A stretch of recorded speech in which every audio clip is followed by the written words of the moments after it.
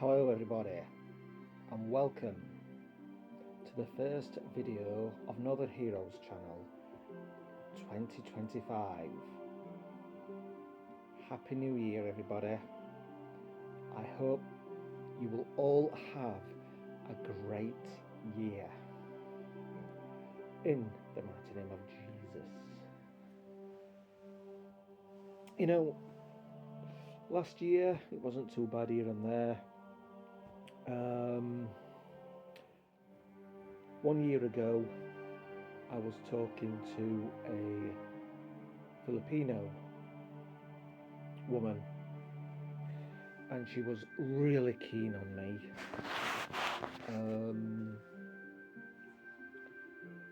She always wanted to do video calls, which I was getting a little bit stressed actually, especially when I got home from work, and plus they were 8 hours ahead of me, so it wasn't always easy. Sometimes I used to have to wait until the next day to get my message, and she was similar. She was wanting to come over here. I said to her a few times, save your money up. I just said, why don't you come over? But obviously she probably didn't have enough money to come over. I mean, I looked up the flight. It wasn't cheap at all, to be honest. And you know what? I was really thinking of going over. But sometimes you've got to let things go, haven't you? She sang in a church, and she was quite educated. She spoke quite good English, to be honest. But there was a bit of a connection issue. Sometimes I couldn't hear what she was saying because of the connection. And I did look up the area where she lived, and it looked very run down. It looked poor, and you've got to feel sorry for these people. She didn't ask for any money, though. I did mention her to one or two people, and they did say, I don't think you should. There's plenty of women here, they said. And I did say, where's women quite far out that wants to get to know me, and she will like other side of the world. So just think, if I did end up meeting up with her 2 or 3 times a year, and then maybe I might have had to pay for her flight to come over as well. And she kept saying, the snow, I would love to see the snow. They don't get anything like that in their country. And she was messaging me one night. I felt really tired, and I just said something like, look, why not message other men?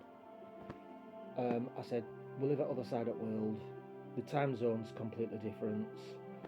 And she said, you've already said that to me. And I can't remember, I said something else. And I think sometimes we've got to let people go, haven't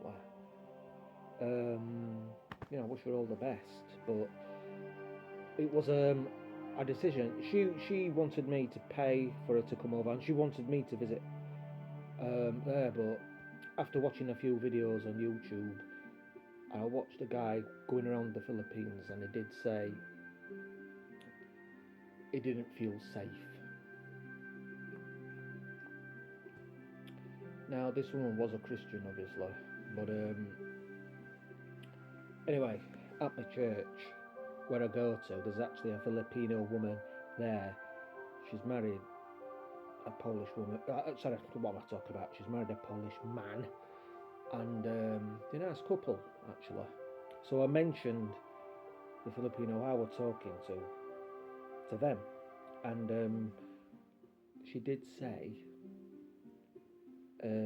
a lot of Filipinos haven't got much money at all. It's a very poor country.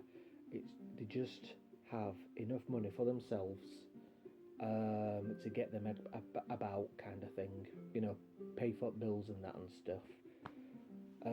And she did say, she says, a lot of Filipino women do think Englishmen are very rich.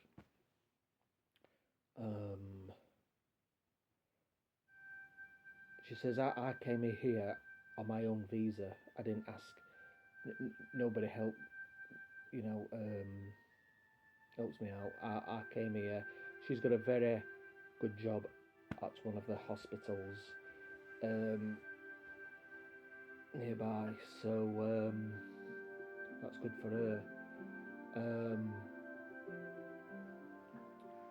The husband, though, he doesn't. He looks after their daughter, and he's got a low-paid job where he just now and again kind of thing, Uber Eats, I think. Yeah, she said that. So I think sometimes we've got to let things go, haven't we? And obviously last year, one of the things which really knocked me was a friend when we fell out, when he pushed me. I mentioned that on a video. But to be honest, I have seen him now and again, and I think sometimes we've got to ask for forgiveness from God, obviously, and try and make that friendship again. Although I was very wary about seeing him again, but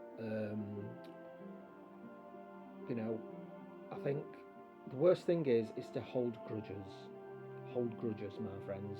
Never hold a grudge, because you get negative thoughts of disliking the person, and sometimes we need to be totally set free from that. But one of the things which really boggled my mind in 2024, really boggled my mind, is a friend of mine, I do believe,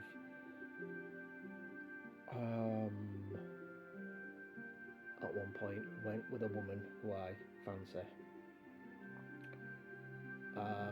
It was years ago anyway, but something what he says, something what she said, and I've weighed it up, and when he admitted